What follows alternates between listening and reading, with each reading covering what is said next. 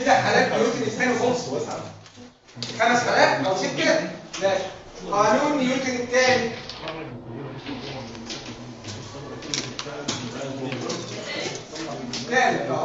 نص القانون.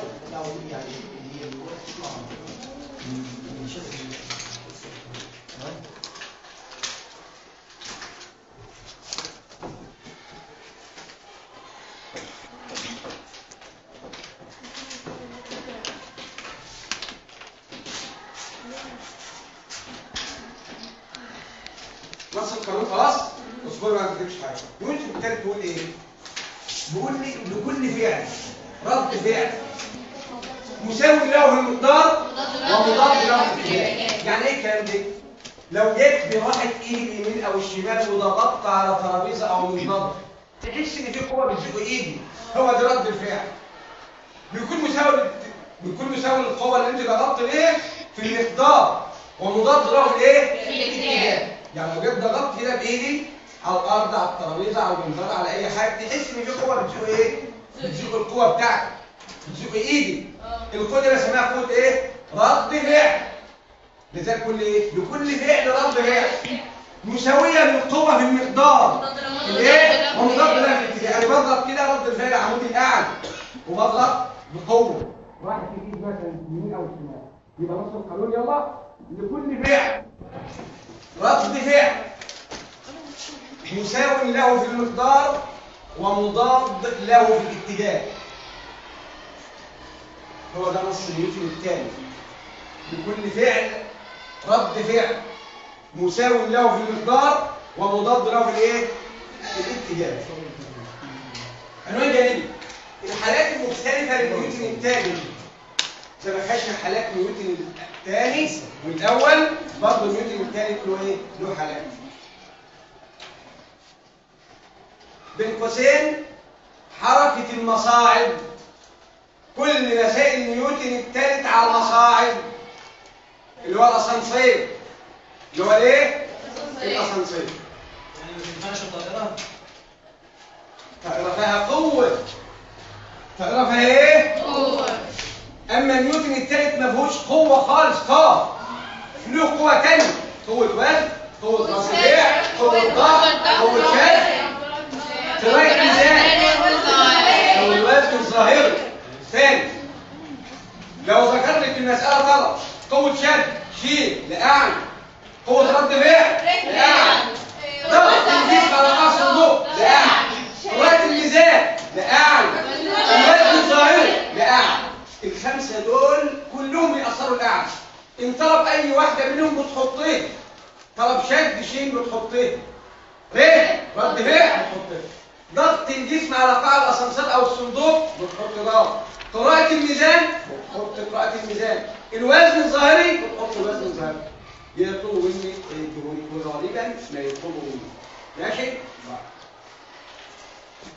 قلنا الطائرة زي ما الاستاذ ماهر قال لك الطائرة ما تنفعش؟ لا ما تنفعش لانها قوة محرك. قوة ايه؟ محرك. اما نيوتن الثالث ما فيهوش قوة محرك خالص. كلها ايه؟ قوة ضغط يا شاب يا رد فعل يا وزن يا حركة الميزان. الوزن الجسم اللي هو بيرجع على طول. ماشي؟ الحالة الأولى واحد، لو عندي اسانسير او صندوق اهو، سواء جوه الاسانسير ده واحد او مفيش نعتبره فاضي، نعتبره فاضي. وزنه بيأثر على عمود الاسفل كام جاف؟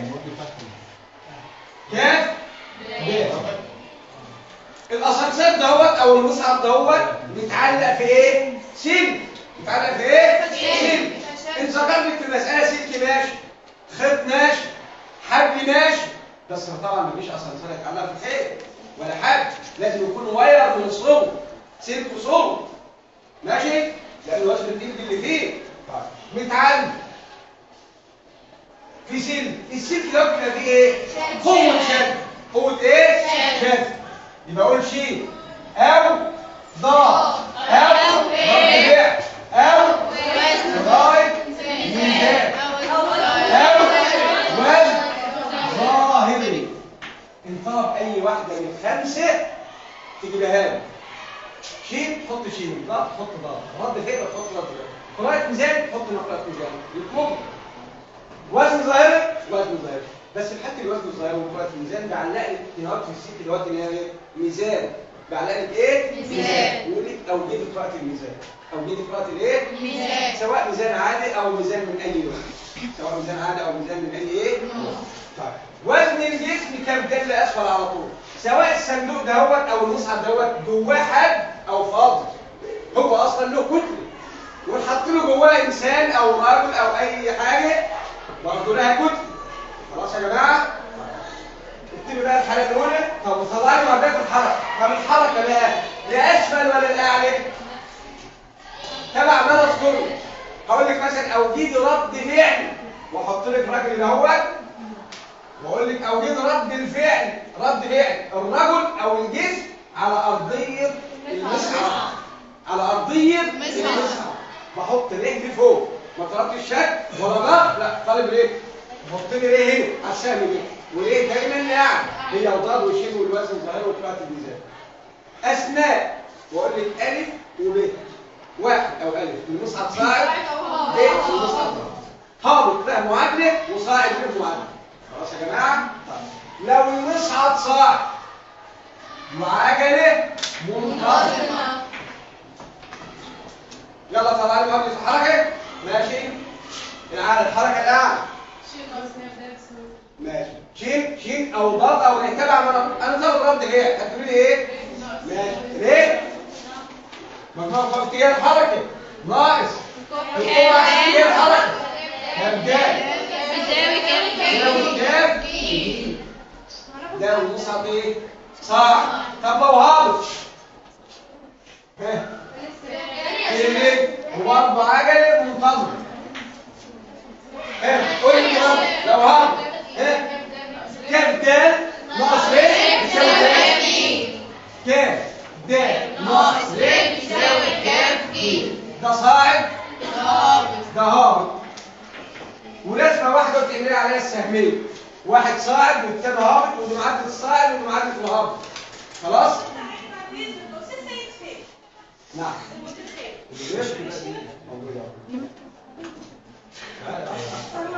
طب بعد اذنك كده ثواني. بسرعه الله يكرمك.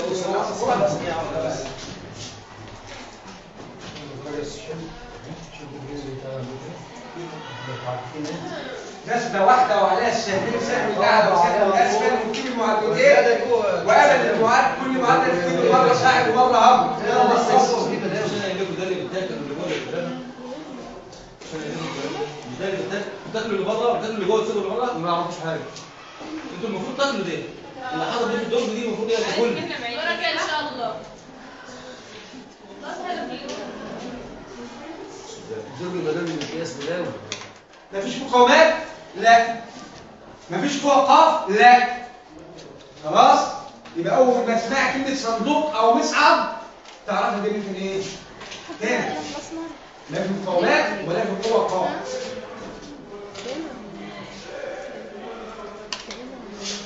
تمرين. واحد. كتاب معاكي وعندي 13 مساله. المساله اللي بتختاريها اي واحد معاك تطلعه وتختار اي مساله من 13 مساله اللي عندك. ها؟ مفيش حاجه واقفه؟ مفيش حاجه واقفه؟ ماشي.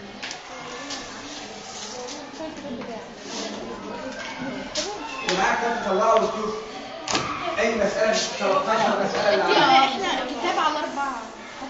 هما في الأول.